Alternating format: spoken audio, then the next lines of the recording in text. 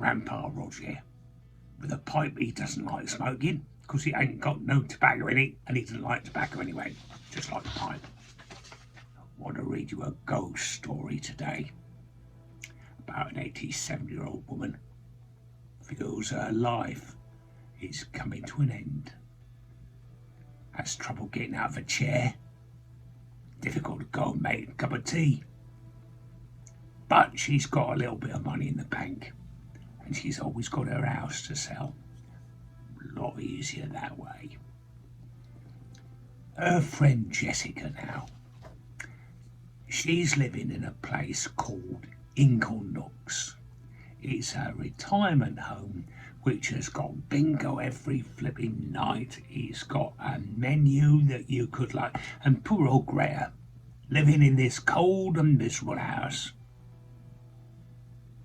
She's got to live on baked beans, sometimes on toast, not every time, because she can't afford the electricity. But never mind, she's decided she's going to go to Inglenookes' house.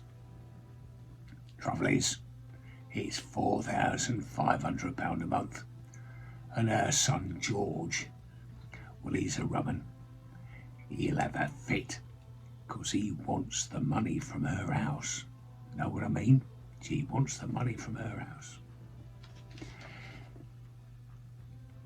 Business is not doing too well, and he's got a wife, Edith. Now, Greta thinks she's a miserable so-and-so. Doesn't like her, she doesn't like her, nobody likes her.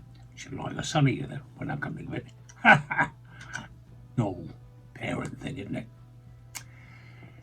But George and Edith, in their pharmacy business, now they did a thing for the government where they invented special poisons. That was last year. Poison like tobacco, only kills you quicker. Tobacco takes a few years. These poisons were straight away.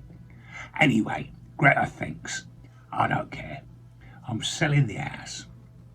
As you do. Phone the estate agent. He said that those little houses go like nobody's business. He might even have a cellar for it. Great stuff, this. Somebody will come along and buy it straight away. Know what I mean? So poor old Greta's going to go in Inglenookes and spend all George's money. Phones George. George shouts. Phone him again. Said, come and post the letter. That's got a cheque in it for Inglenookes for the deposit. Anyway, he sends Edith round. She says, I'm as fit as a fiddle, she said to Greta. I'll tell her to mind her own business, Greta says. I'll be all right at Inglenookes, even at 5,000 a month. Yeah, seems it's gone up. Think these things happen. Everything's gone up, know what I mean? Anyway, Edith looks at her and says, here, mother-in-law, the woman I love more than anybody else in the entire world, because you've got a house that we're going to sell when you're dead. She didn't actually say that, but that's what she meant. She said, try this. It's an experimental pick-me-up that's just come into the pharmacy. Drink it, and you'll be bouncing around like a 20-year-old. Greta takes the bottle, clear with no writing on it. A bit suspicious, this, but never mind. Drink it, Edith says, so she does. Edith grins. Now in an hour, she says, all your problems are going to be over. Well, Greta felt great. That stuff that Edith gave her worked well. But she said, there's something suspicious about it. But she feels great. She runs to the front window and looks out. The sign is up, and there's a man bringing a young couple with 2 children to the front door. He's got a key, so she goes and sits in her old chair. The door opens. They all come in. They head straight upstairs, leaving Greta downstairs sat in her chair. Come down, head to the kitchen. Man says, have a cup of tea. Right, fair enough. They have a cup of tea. He says, don't forget the living room. They come in, have a look round. They ignore me, apart from the kids who say, who's that nice old lady? Woman says, well, really. 2 young kids, what an imagination. Who are they looking at? There's nobody in there. Our kids are caution, she says to the man. They all laugh and walk out. 2 children wave as they leave. My mind is a blur, she said. Things click in her mind. She's old but not stupid. Edith, that stuff that wasn't. Vague memories of a week ago. Edith dragging George and me. Come on now, Mum, let me get you into that car quick. That pick-me-up is working faster than we thought.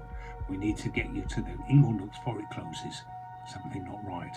Eyes are closing. Hard to breathe, then nothing. Until, back in the house, feeling as fit as a fiddle. Something's not right, though.